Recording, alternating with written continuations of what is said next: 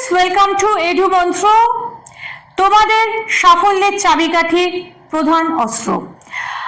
আজকে আমরা যে বিষয়টি নিয়ে আলোচনা করতে যাচ্ছি তার আগে বলি, সামনে WBCS মেন্স 2023 পরীক্ষা, মেন্সের পরীক্ষা, এবং এই মেন্সের পরীক্ষার জন্য তোমরা নিশ্চয়ই বিভিন্ন বিষয় নিয়ে পড়াশোনা করছো এবং WBCS মেন্সের চিঠি মানে সম্পাদকীয় পত্র রচনা এবং সম্পাদকীয় প্রতিবেদন এর যে যে বিষয়গুলি মোটামুটি করা উচিত বলে আমার মনে হয়েছে, বা একটা সাজেশনস হিসাবে যেগুলো যেগুলো মনে হচ্ছে গুরুত্বপূর্ণ, তার উপর আজকে আমরা একটা টপিকসগুলোর উপর একটা আলোচনা নিয়ে আসছি। তবে তার আগে বলি যে আমাদের এডু মন্ত্রে কিছু নতুন নতুন আবার কোর্স চালু হয়েছে। সেই কোর্সগুলোর মধ্যে হচ্ছে, প্রথম দেখো যে মিসলেনিয়াসের মক টেস্টের একটা গ্রুপ অফ মক টেস্ট আমরা শুরু করতে চলেছি এবং তার অ্যাডমিশন শুরু হয়ে গেছে, এবং এখানে 10টা অনলাইন মক টেস্ট আমরা নেব এবং যেগুলোর মধ্যে নিশ্চিতভাবে তোমার সাফল্যের চাবিকাঠি তৈরি হয়ে যাবে বলে আমরা আশা রাখি। স্ক্রিনে দেওয়া নাম্বার আছে আমাদের, সেই নাম্বারে তোমরা যোগাযোগ করতে পারো এবং যে কোনো কোয়ারিজ, যে কোনো প্রশ্ন তোমরা এখানে আমাদের অফিসিয়ালসের কাছে করতে পারো।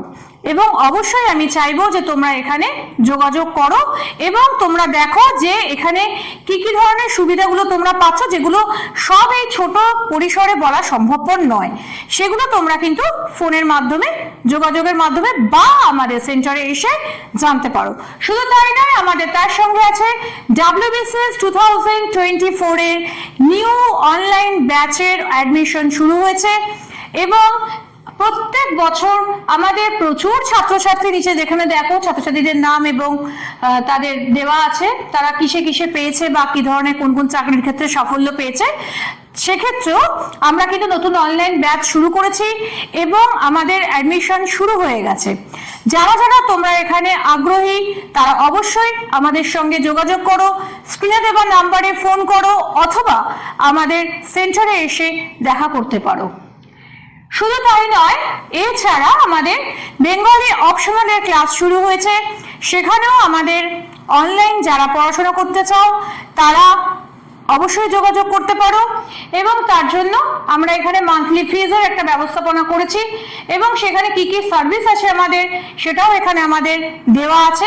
শুধু তাই নয়, তার সঙ্গে আমাদের ইংলিশের ক্লাস শুরু হয়েছে এবং সেখানেও স্যারেরা ক্লাস করছেন এবং বিভিন্ন সুবিধাগুলো দেওয়া আছে যেগুলো আমরা এখানে বলে দিয়েছি।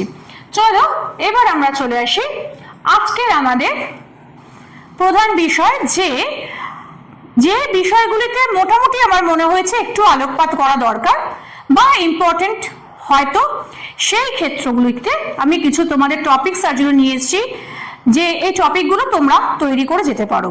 যদিও WBCS এর ক্ষেত্রে প্রতিটা বিষয় কিন্তু আমাদের ভীষণভাবে ইম্পর্টেন্ট এবং সেখানে কোন বিষয় আসবে ওইভাবে নিশ্চিত করে বলা সম্ভব নয়, তবুও তার মধ্যে কিছুটা ঝাড়াই বাছাই করে এই টপিকগুলোকে আমার মনে হয়েছে ইম্পর্টেন্ট, অতএব সেই টপিকগুলো আজকের ভিডিওতে তোমাদের জন্য রইল। অবশ্যই কিন্তু দুটো বিষয়ের জন্যই তোমরা কিন্তু এই টপিকগুলোর ওপরে আলোচনা করেই যেও। বিষয়গুলো হলো, প্রথম যে বিষয়টা সেটা হচ্ছে কি, যে কৃত্রিম বুদ্ধিমত্তা এবং আধুনিক সমাজ, অর্থাৎ আর্টিফিশিয়াল ইন্টেলিজেন্স এবং আমাদের সমাজে এর অ্যাসপেক্ট বা এর প্রভাব কি কি হতে পারে, এর ওপর তোমরা কিছু পড়াশোনা করে যেতে পারো বা কিছু তথ্য নিয়ে যেতে পারো। দ্বিতীয়ত হচ্ছে যে আধুনিক জীবনযাত্রায় সমলিঙ্গ বিবাহ কতটা প্রাসঙ্গিক। তোমরা নিশ্চয়ই জানো সারা পৃথিবীতে ভীষণভাবে আলোচিত বিষয় হচ্ছে সমলিঙ্গ বিবাহ এবং এটা আমাদের ভারতীয় সমাজে কতখানি প্রাসঙ্গিক এবং এটা কতখানি তুমি প্রয়োজন মনে করছো বা তোমার বক্তব্য কি, তার উপরে কিছু আলোচনা তোমাদের এখানে অবশ্যই করে যেতে পারো। তৃতীয় যেটা সেটা হচ্ছে digital India, very very important.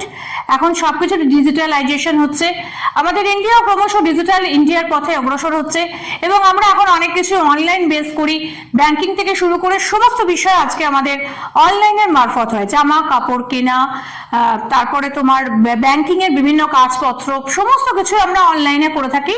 অতএব আমাদের ভারতবর্ষ কিন্তু ডিজিটাল ডিজিটালি এগিয়ে আসছে। অতএব এই ডিজিটাল ইন্ডিয়া এর ওপরও তোমরা সম্পাদকীয় পত্র এবং প্রতিবেদনের বিষয় হিসেবে তৈরি করে যেতে পারো। চতুর্থত, শিক্ষাক্ষেত্রে র্যাগিং এবং ছাত্রছাত্রী সুরক্ষা। বিভিন্ন জায়গা থেকে ভীষণভাবে আলোচিত বিষয় যে এখন র্যাগিং, যে কিরকম ধরনের র্যাগিং হতে পারে বা হয় এবং শিক্ষাক্ষেত্রে এটা কতটা হওয়া উচিত এবং বিভিন্ন শিক্ষাক্ষেত্রে ছাত্রছাত্রীরা কতখানি সুরক্ষিত এই র্যাগিং এর ব্যাপারে, সেটাও কিন্তু একটা প্রাসঙ্গিক বিষয় বলেই আমার মনে হয়েছে। অতএব এটার উপর তোমরা কিন্তু পড়াশোনা করে যেতে পারো, যে র্যাগিং এবং ছাত্রছাত্রী সুরক্ষা। পঞ্চমত হচ্ছে কোভিড পরবর্তী অনলাইন পড়াশোনা, তার ভালো বা মন্দ। দেখো, এক্ষেত্রে দু রকমের বিষয় হতে পারে। একটা হচ্ছে অনলাইন পড়াশোনার ভালো অথবা অনলাইন পড়াশোনার মন্দ। যে এই যে অনলাইনে কোভিডের সময় যে প্রচুর পরিমাণে পড়াশোনা হয়েছে আমাদের অনলাইনে, কিন্তু মানে কোভিড হয়ে যাওয়ার পরে পরবর্তী ক্ষেত্রেও এই অনলাইন যে শিক্ষা ব্যবস্থা সেটাকে আমরা সম্পূর্ণরূপে তুলে ফেলতে পারিনি। এর কিছু ভালো দিক যেমন আছে, তেমনি কিছু কিছু খারাপ দিকও রয়েছে। অতএব অনলাইন যে পড়াশোনা সেটা কোনটা ভালো বা কোনটা মন্দ, এই দুটো দিকই তোমরা কিন্তু করে যেতে পারো। কারণ দু রকম ভাবে প্রশ্নটা আসতে পারে যে অনলাইন পড়াশোনার, কোভিড পরবর্তী জীবনে অনলাইন পড়াশোনার ভালো বা অনলাইন পড়াশোনার সুফল বা এর কুফল হিসেবেও তোমাদের দেখা যেতে পারে। তো অতএব আমি একটা টপিকের মধ্যে দুটোকেই দিয়েছি, যে কোভিড পরবর্তী অনলাইন যে পড়াশোনা তার ভালো অথবা মন্দ দুটোই হতে পারে। জাতীয় শিক্ষানীতি 2023 এখন ভীষণভাবে আলোচিত। জাতীয় শিক্ষানীতি 2023 পরীক্ষাটা তোমাদের 24-এ হলেও যেহেতু পরীক্ষাটা কিন্তু 2023-এরই, অতএব এটা কিন্তু ভীষণভাবে একটা কারেন্ট টপিকের মধ্যে পড়ছে জাতীয় শিক্ষানীতি। এই জাতীয় শিক্ষানীতির ওপর তোমরা কিন্তু খুব ভালো করে তৈরি করে গেলে আমার মনে হয় সেখানে উপকৃত হতে পারো। ই ওয়েস্ট, এটাও একটা তার পরবর্তী ক্ষেত্রে ই ওয়েস্ট, বাংলাতে লিখেছি ই ওয়েস্ট, সেক্ষেত্রে ই বজ্র ব্যবস্থাপনা বলা যেতে পারতো, কিন্তু যেহেতু ইংলিশটা তোমরা সবাই জানো তো সতএব সেই জন্য আমি ই ওয়েস্ট কথাটা ইউজ করেছি, কিন্তু এখানে বাংলাতে হতে পারে ই বজ্র বা ইলেকট্রনিক্স বর্জ্য, এরকম ধরনের একটা কথা আসতেও পারে। সমস্থিতিক উন্নয়ন, সাস্টেনেবল ডেভেলপমেন্ট। সাস্টেনেবল ডেভেলপমেন্ট হচ্ছে কি, যে আমাদের পরিবেশকে ক্ষুণ্ণ না করে কিভাবে আমরা উন্নত হতে পারি, এর উপরও কিছু বিষয়ের তোমরা পড়াশোনা করে যেতে পারো। আর হচ্ছে সমাজ মাধ্যম, ভেরি ভেরি ইম্পর্টেন্ট বিষয়, সমাজ মাধ্যম তার ভালো এবং মন্দ।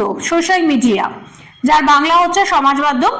সোশ্যাল মিডিয়ার ভালো এবং মন্দ, সোশ্যাল মিডিয়া প্রচুর ভালো হয়েছে, বন্ধুদের সঙ্গে যোগাযোগ করা বা বিভিন্ন বিষয় নিয়ে আমরা অনেক কিছু আমরা পাই সোশ্যাল মিডিয়ার মাধ্যমে, কিন্তু তার সঙ্গে এই সোশ্যাল মিডিয়া কিন্তু বিভিন্ন রকম ভাবে যুব সমাজকে একটা ধ্বংসের পথে ঠেলে দিচ্ছে। অতএব সোশ্যাল মিডিয়ার ভালো দিক যেমন আছে তেমনি তার মন্দ দিকও আছে। এখন কোনটা নিয়ে আসতে পারে সেটা যেহেতু ঠিক নেই, জানা নেই বা আমরা বলতে পারি না ওইভাবে, অতএব সেই জন্য আমরা বলতে পারি সোশ্যাল মিডিয়ার ভালো এবং মন্দ এই দুটো দিকে আমরা কিন্তু করে যেতে পারি।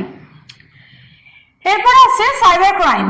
সাইবার ক্রাইম যেমন আমরা ডিজিটালি এগোচ্ছি, একটু আগে বললাম ডিজিটাল ইন্ডিয়া, আমরা এগোচ্ছি, সবকিছু অনলাইনের মাধ্যমে করছি, তার সঙ্গে সঙ্গে কিন্তু এই সাইবার ক্রাইমের প্রবণতাও কিন্তু বেড়ে চলেছে।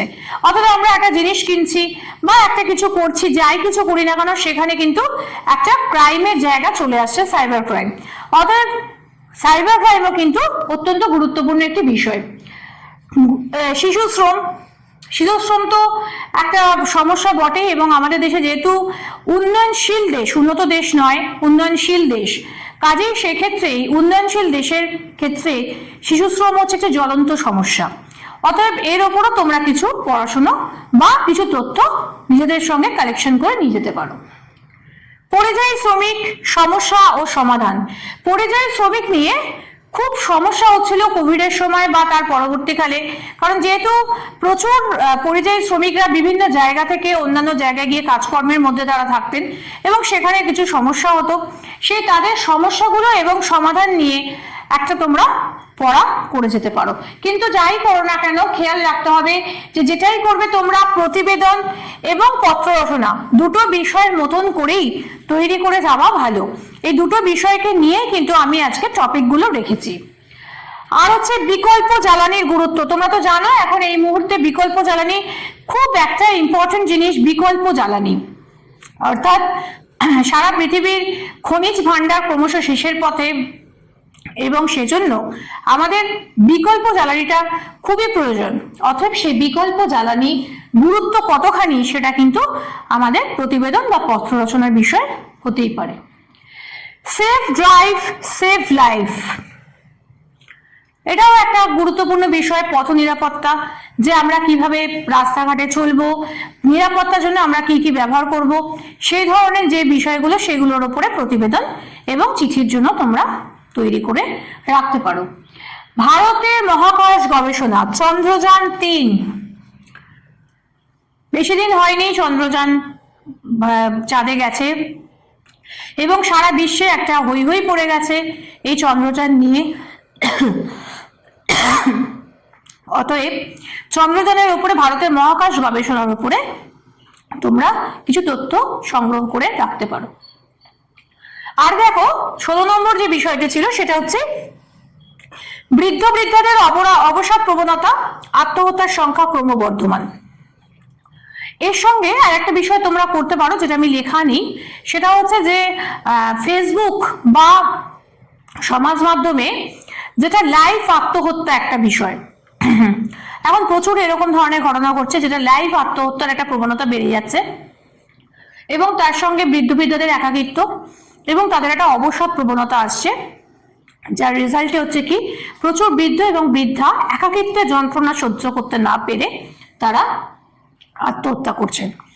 এই বিষয়ের উপরও তোমরা কিছু তথ্য কালেকশন করে রাখতে পারো। আর 17 নম্বর বিষয় যেটা, সেটা জলসংকট সমস্যা ও সমাধান। এটা কিন্তু আমাদের ভীষণভাবে একটা জ্বলন্ত সমস্যা, জলসংকট সারা পৃথিবীব্যাপী ভীষণভাবে জলসংকট। অতএব এর সমস্যা এবং এর সমাধান আমরা কিভাবে করতে পারি তার উপরও তোমরা কিন্তু এই বিষয়টা নিয়ে কিছু পড়াশোনা করে রাখতে পারো। এই ছিল আজকে আমাদের টপিক। আমার ভিডিও তোমাদের ভালো লাগলে অবশ্যই লাইক করো এবং যে কোনো প্রশ্ন থাকলে কমেন্ট করতে ভুলো না, এবং তার সঙ্গে বন্ধুদের সঙ্গে শেয়ার করো।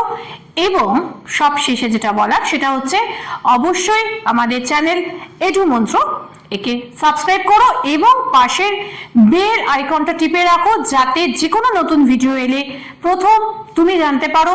তোমাদের সাফল্যের পথে এগিয়ে দেওয়ার জন্য আরো অনেক ভিডিও নিয়ে আমরা কিন্তু ফিরে আসবো খুব শিগগিরই। ততক্ষণ সঙ্গে থাকো।